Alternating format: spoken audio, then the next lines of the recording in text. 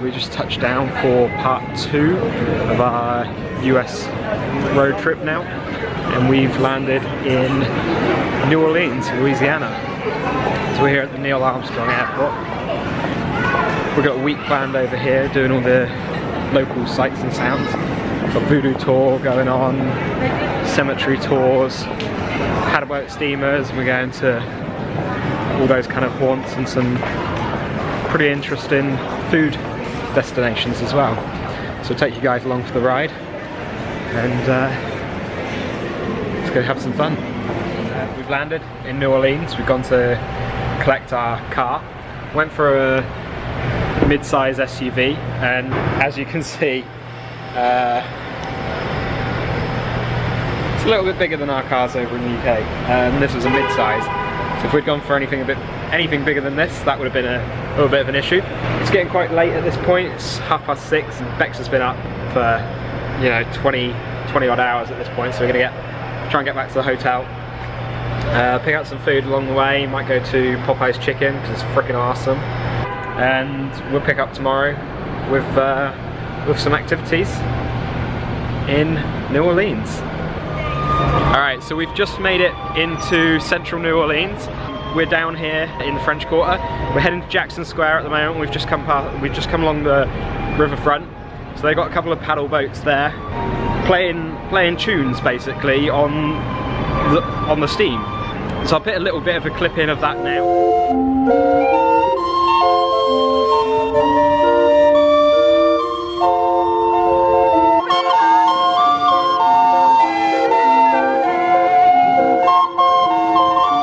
So it's pretty cool. It's a good vibe here. One word of warning: the parking situation here is pretty expensive. It's very difficult to find parking, and when you do, it costs you a lot of money. It cost us $42 for 7 hours, which is ridiculous. That's about £35. If you're coming to New Orleans, you're probably better off staying central, paying a little bit more for the hotel, and then you don't have to deal with the parking situation. You can get Ubers around, that'll be fairly cheap. Everything's within walking distance, and anything outside, like the swamp tours and things like that, offer hotel shuttles anyway, so you're not going to be paying any extra for that. The overall vibe of here is pretty cool. We're heading to Jackson Square, which is just over my shoulder here, and we're going to get the OnHop Off Bus Tour. We're going to do a little bit of a walk around, tour around downtown New Orleans, see what there is to offer, and that'll give us an idea of anywhere else that we want to see in the coming week. Alright, so we just got on the Hop On Hop Off bus tour here in New Orleans. So we're gonna go around Central City, the French Garden District, and the Central Business District. We'll just give you an overview of the sites that we're going to see, and I'll show you some as we're going around. So we're starting over here in Jackson Square, going up the French Market, and take a circle, go circular around the French Quarter. We're then going to go up to the Central Business District, then onwards to the Garden District. Ultimately we're going to come back round to Jackson Square again at the end. So we're going to hop off down here at Mardi Gras World, and then we're going to get back on ask my driver, she'll be able to. Square is our cathedral, St. Louis Cathedral, oldest operating Catholic cathedral in the country. Now to the left of that cathedral is the building called the Cabildo. In there is where we signed the Louisiana Purchase. Remember, that's 1/3 of the country, brought right down the middle. Second best real estate deal ever. First best real estate is the land 2 cents an acre. We bought ours for 4 cents an acre. But also in that building is one of 4 Napoleon Bonaparte's death mask. There's only 4 in the world, 1's in there. Up here, folks, there's a line. Oh, you see that line, everybody? That is for the Cafe Du Monde over here. Have you all had your beignets yet? No. Okay, listen, if you have not had your beignets, yes, Sunday, that line goes all the way down the block. But here's the thing. You're going to have a beignet in there, folks. They're open 24 hours a day, 7 days a week. Please do not stand in line on Sunday for an hour of your vacation time. Okay? Just do me that favor. I go crazy. I want to yell at all these people. Get out of line. It's always crowded on Sunday. People go to church. Monday's better, but wait a minute. Better than that. They're open 24 hours a day, 7 days a week. You can go there at 3 in the morning, guys, and get a bed check. Now again, that's Joni on the pony there. Alligator on a stick, crawfish, shrimp. They also have a beignet in there that is stuffed with pralines, guys. It is decadent. And the building is a U.S. Mint, was a U.S. Mint, the second oldest in the country. But it is now a jazz museum. But that is the only mint that actually minted for the Confederacy and the Americans. Over here, this light. Next block up, in the middle of the block, you see a little green house with purple shutters over there. That house is called a shotgun style house. That is 12 feet wide by 50 feet long. It's called a shotgun because you can open the front door and the back door, shoot a shotgun straight through, never hit a wall. There are no walls, there are no doors, there is no privacy. About a mile and a half down to your right, you'll see 2 white towers down there. Those 2 towers go to a bridge called the Industrial Canal Bridge.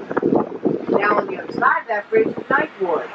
You remember that's what got devastated by Katrina. Now here it didn't flood, nothing like that over there, because that's when the levee broke. When the levee broke, it basically washed that neighborhood away. Now I came back 6 months after Katrina and went over that bridge. You can't see what's on the other side of that bridge until you get to the very top. When I got to the top of that bridge and looked down, there was a 2-story pink house sitting right there in the middle of the street at the bottom of the bridge. Just had to go around it, guys. That is not a complaint. That was 6 months later. It's not a complaint. That is how long it took to clean up, if not longer. Now over here to your right, folks, Treme neighbors. To your left, the French Quarter. Treme to your right. If you look down this next block, a half a block to your right, you see a church steeple back there. That is the oldest African-American Catholic church in the country, and on those grounds is the tomb of the unbelievers. Treme is the oldest African-American neighborhood in the country. Right up here, this corner to your right, behind this orange fence, is Congo Square. Now, folks, to live in this city the first 100 years, you had to be Catholic. If you were not Catholic, you were not allowed to live here. That was the French rule. The slaves were christened right off the boat Catholic. They were converted to Catholicism immediately. Because of that, they were allowed to congregate here in the park on Sundays. They were Catholic, they were off on Sunday. They would also experiment with different music, different sounds. And they were experimenting with European music, with West African music. Now when the locals heard it, just like rock and roll, they said that is the music of the devil. Now this, they claim, was the root of jazz. Jazz. So when they heard that, they also said, music of the devil. If you look up there, all the way up there to your left, that building that collapsed. Folks, that is the Hard Rock Hotel. And that collapsed 5 months ago. Here's the worst part. They haven't torn it down because there was 3 fatalities when that happened. 2 fatalities are still in the building and cannot get the bodies out. The building is unstable. They are going to implode that next month.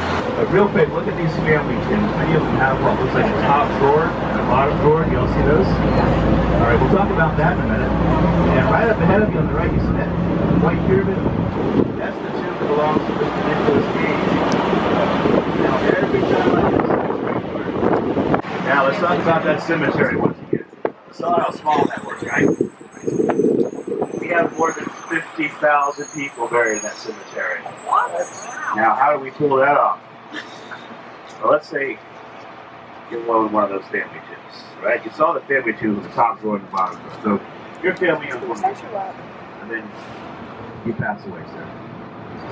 I'm sorry. You seem like a nice man. It's going to happen all this time, right? So we're going to put you in that top drawer. Now we're going to leave you there for at least a year and a day, just out of respect. All it takes is one something. See, whether you believe cremation or not doesn't really make a difference. You spend the summer in a stone tomb in New Orleans, Mother Nature is going to cremate you. Time passes. We're going to need that spot, sir. Somebody else in our family's passed away. Again, I'm very sorry. We're not getting off on the right foot up here, are we? Like 3 minutes into the ride, I killed half your family. This is why I get those awful TripAdvisor comments, I'm sure. So, sir, we're going to need that spot. So what we're going to do is we're going to open up that top drawer. Friends, we're going to take a long look. Imagine, if you will, a cemetery squeegee. We're going to push whatever's left of you to the back of that chamber, sir. Fall down that hole into the bottom chamber called the Cathedral. You're going to pile up on everybody who's gone down there before you. So, sir, you're going to spend eternity in a cramped little room with all your loved ones. Kind of like Thanksgiving dinner, but forever. Sir, we've been doing that for 220 years in that cemetery. I saw a funeral there a couple of weeks ago. So some of those cabots have thousands of people down there. From 1921 to 1968, that was the tallest building in New Orleans. It's an epic 23-story building. Now, some of you are all from the big city. Look at this white building here on the right and prepare yourselves to be unimpressed. That's the Hancock Whitney building, the tallest building in the city of New Orleans. Now, the only way we can build something that tall, we finished that in 1973.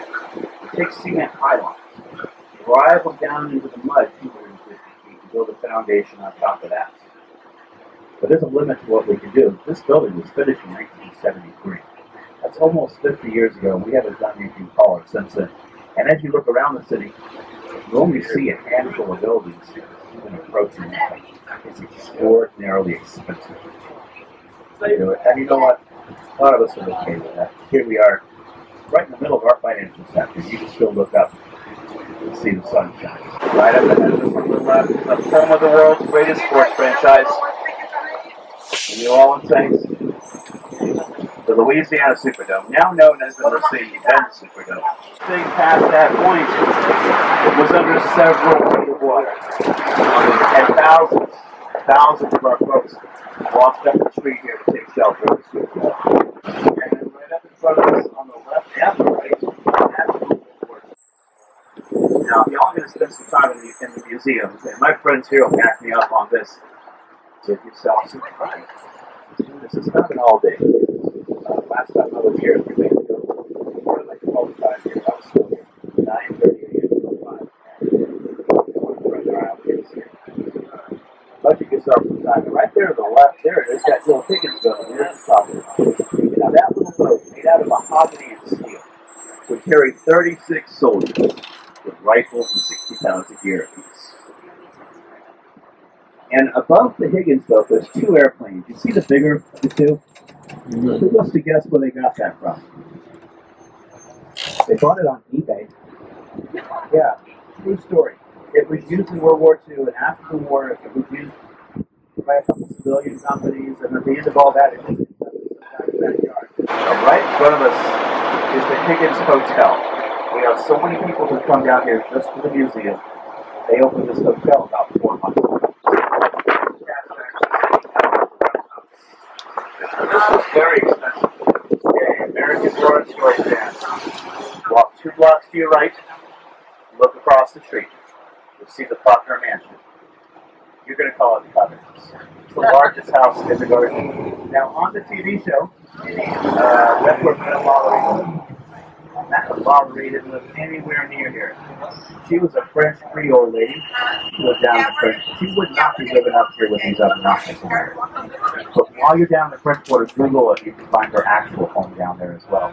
We've just got off the Hop On Hop Off Bus Tour over here. This is stop 16. So overall, I think we were on the tour for probably about an hour and 20 minutes. Very good tour, very engaging. The chap that we had for the bulk of the tour was a guy called Dustin. Really good, knew his stuff, knew what he was on about, and he kept you informed of all the up and coming stops. I'd say the only problem for that for internationals is it is English only. A lot of the time on the Hop On Hop Off bus tours, you'll have earpieces in and you'll have it in multiple languages. This was, because it was live and he had a microphone, it was English only, but you get much better experience with having a live commentator. So the reason we're at stop 16 is because we've made our way to Mardi Gras World. And so the idea of Mardi Gras, it means Fat Tuesday, so the day before Lent. And we're going to see what the origins of the Mardi Gras parades mean for New Orleans, and why it's such a big thing here. So inside here is where they build all their parade floats, and they'll have, we were just informed, over a month of parades, with some parades lasting 3.5 hours, stretching on for multiple blocks. So we're going to go inside. We've actually seen a Mardi Gras parade in a video a couple of days back with from Universal Studios in Orlando, Florida. So we're going to go and look at where this originates from, what the idea of Mardi Gras means. Let's head inside. I'll take you guys. Alright, so we're just inside Mardi Gras World at the moment. We've just finished our tour and we're here at the end of the tour. We can go back around, we can't really film in here, but this is just an idea of some of the figures and some of the items that go on the parade floats. So we got the Cat in the Hat behind us, Mickey and Minnie. You got a lot of Dr. Seuss characters in here. You got Alice down the end, Thing 1 and Thing 2. So it gives you quite a good idea of what's going on. I've laced in a few pictures now of various floats and such that you'll see throughout. But this is cool. Our tour guide was very informative, knew exactly what he was talking about, and was very enthusiastic about what he was telling us. Come out here, have a look around, have a look at the floats. You can dress up in costumes, play around, and just get really up close and personal with the floats that are being used for the Mardi Gras parades. Alright, so we're here on the banks of the Mississippi River at the moment. We just finished off in Mardi Gras World, we had a look around, and obviously you guys have seen a bit of footage of that now. And I do suggest coming out here because Mardi Gras is really a huge part of New Orleans culture, and from the sound of it, what they live for over here, you know, what they strive to get to each year. It starts January 6th and goes all the way through to Fat Tuesday, Shrove Tuesday, Pancake Day in England, and it's the idea of having a celebration before Lent, basically, and having one big blowout, which now turns into multiple big blowouts before Lent. Or having seen a Mardi Gras parade a couple of times now, albeit not in New Orleans, at Universal Studios, and see the enthusiasm that these guys have for it is fantastic. And these guys actually are commissioned by Universal to build their parade floats along with them, and some of the props and things that you see around Universal Studios as well. So that's how big a deal it is. Now Universal runs their Mardi Gras parade on a daily basis for, you know, over a month, and that's because that's what they do in New Orleans. They shut down schools for Mardi Gras, they'll shut down businesses, and they'll really go all out to have that celebration before Lent. So we're going to finish up here now at Mardi Gras World. We're going to head back into City Centre on the OnHop Off Bus Tour and see if we can find somewhere to eat and let the good times roll. We've made our way back into central New Orleans now, and we're at the Creole House restaurant and oyster bar. We've ordered a couple of things off the menu, a couple of New Orleans, Louisiana traditional dishes. So we've got the boudin, that's a Cajun traditional ground beef, pork, rice, onions, peppers, and seasoning. It's a sausage with Jack Daniel's mustard sauce, and this is $11. And the other thing we ordered was a taste of the bayou. It's a combination of bayou traditionals. We've got chicken and andouille gumbo. We've got crab etouffee, and we've had Cajun jambalaya. The chicken andouille gumbo. This is the crawfish etouffee, not crab etouffee. And this is the Cajun jambalaya. So for 3 of these, this is $17.50. It's about £15. Let's give it a try. First off, we're going to try a bit of the boudin. So it's quite a strange sausage. It's quite soft, falls apart quite easy. Let's give it a taste. Very strong flavour. It's quite spicy. It's got kick to it as well. We've got some Jack Daniels mustard sauce here as well. A bit of that. I think it works better with the sauce. That reduces the spice of it. The sausage itself is very spicy. It's very... It looks homemade. And when you cut it into it, it feels as though it's homemade. It's been made here. Quite a big portion as well for the price. $11 for this portion size. Moving on to the tasted bayou. First one we're going to try is the gumbo. It's a chicken and andouille sausage gumbo. There's a lot of rice in here as well. It's kind of like a soup basically, a thick soup. It's got a weird like smoky taste to it. Quite a smoky taste of it. I imagine that's coming from the andouille sausage. It's not spicy like the sausage. It's quite very rich flavour.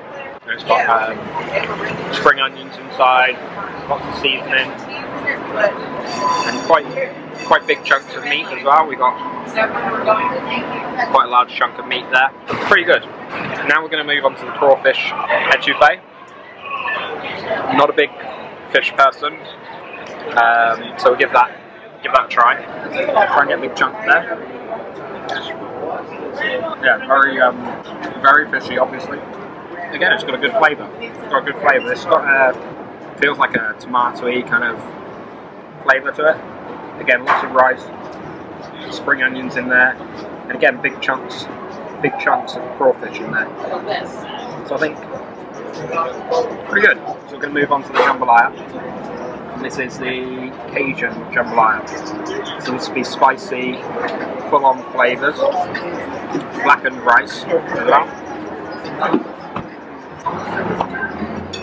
Kind of like sticky rice in there. Sticky rice, not spicy at all, just a rich flavour. I thought this would be quite spicy, but